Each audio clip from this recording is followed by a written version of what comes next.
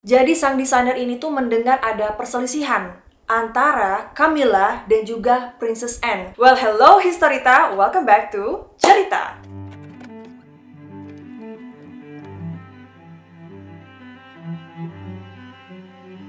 Nah, akhirnya Charles Philip Arthur George resmi dinobatkan sebagai Raja Charles III pada hari Sabtu kemarin. Prosesi penobatan Raja Charles III ini punya banyak momen menarik nih. Raja Charles memulai prosesi penobatan dengan melakukan perjalanan dari Istana Buckingham ke Gereja Westminster Abbey. Nah, Gereja Westminster Abbey ini udah jadi tempat penobatan Raja-Raja Inggris ya sejak dari tahun 1066.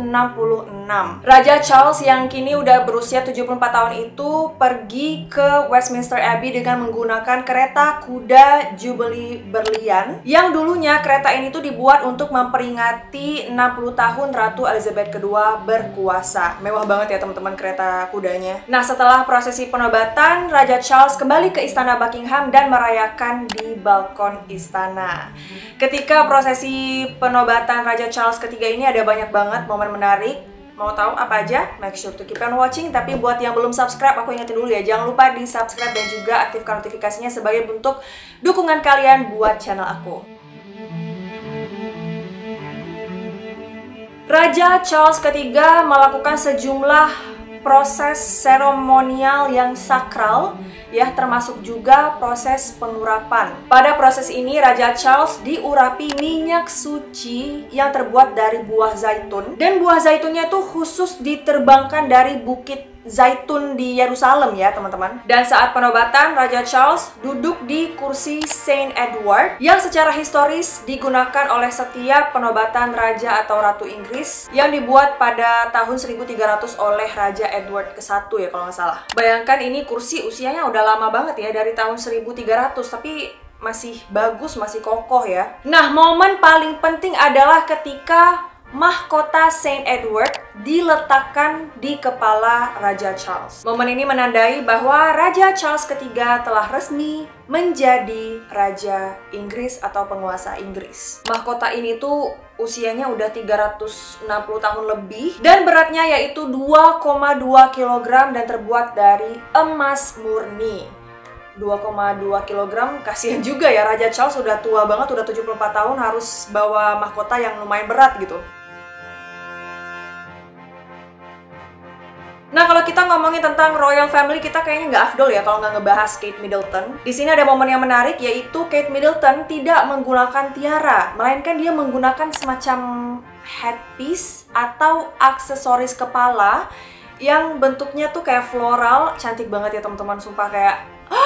Nah, headpiece ini tuh terbuat dari perak dan dirancang oleh Alexander McQueen. Anaknya yaitu Princess Charlotte juga menggunakan headpiece yang mirip ya, tapi versi yang lebih kecil, dan kelihatannya tuh bener-bener unreal banget ya. Alasan Kate tidak menggunakan tiara di penobatan Raja Charles ketiga ini juga adalah supaya dia tidak mendapat sorotan yang berlebih. Karena kalau misalnya dia pakai tiara dari royal family gitu, pasti kan orang-orang akan membicarakan tentang tiara yang dia pakai gitu ya kan. Makanya mungkin dia pakai headpiece atau aksesoris kepala yang seperti ini supaya menghindari sorotan dan biar fokusnya itu ke Raja Charles gitu ya, bukannya ke dia.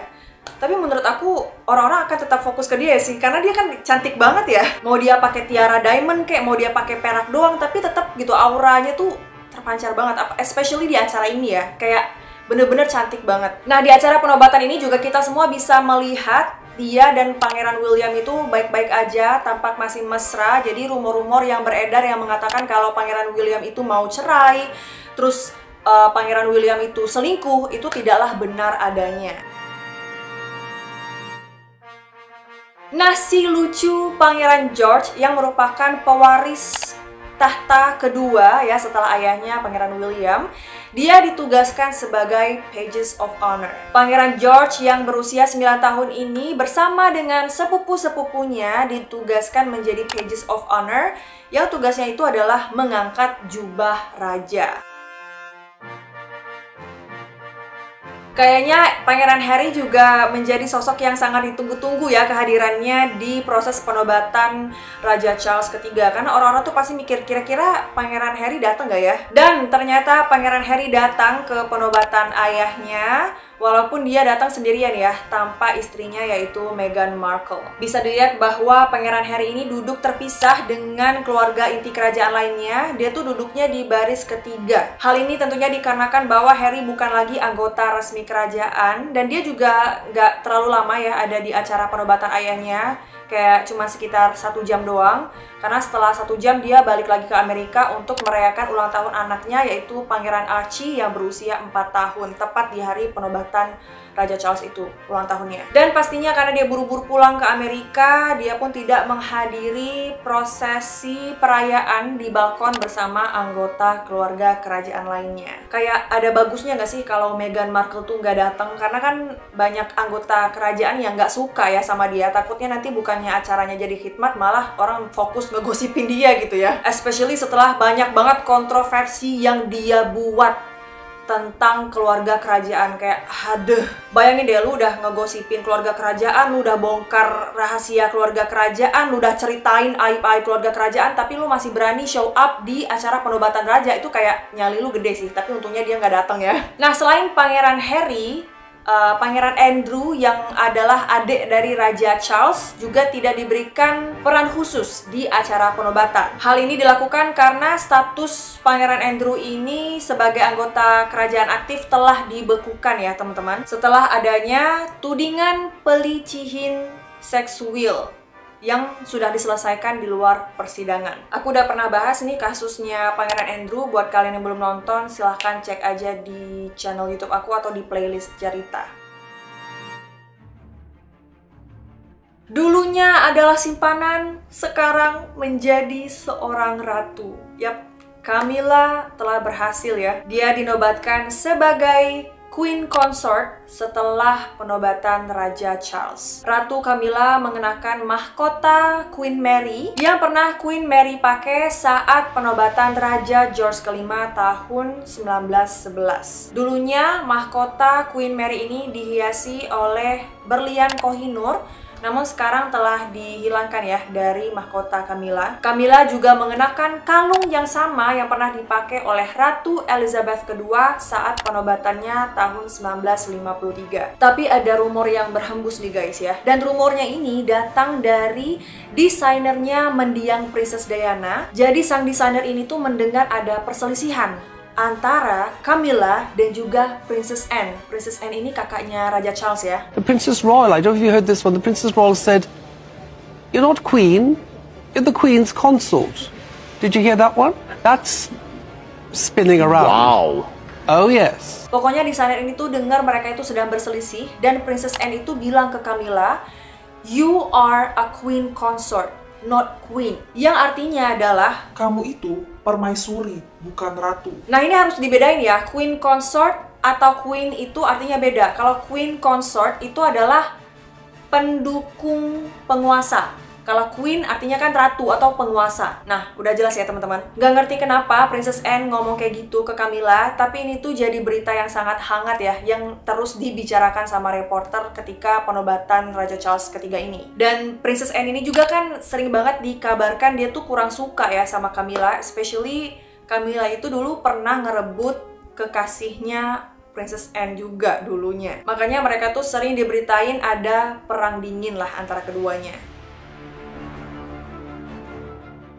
Ada ribuan tamu yang menghadiri acara penobatan Raja Charles III. Banyak banget penguasa yang hadir. Di antaranya adalah Raja Felipe dari Spanyol, terus penguasa Monaco, Belanda, Belgium, dan juga ada artis-artis terkenal. Kemarin aku lihat di TikTok ada Katy Perry yang datang. Kayak cantik banget dengan gaun lilaknya.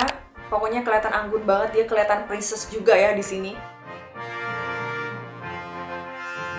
Nah, upacara penobatan Raja Charles III ini tentunya memakan biaya yang sangat nihil alias mahal sekali. Tapi hal ini juga dinilai akan memberi dorongan ekonomi yang baik buat Inggris. Upacara ini melibatkan ribuan personel militer, terus ada 7.000 personel angkatan bersenjata Inggris, terus juga ada ribuan band militer yang ambil bagian dalam prosesi ini. Penobatan yang dihadiri oleh ribuan tamu dan juga ratusan kepala negara ini menghabiskan biaya sekitar, ini estimasinya doang ya teman-teman, yaitu 126 juta US dollar, atau kalau dirupiahkan yaitu sebesar 1,8 triliun rupiah.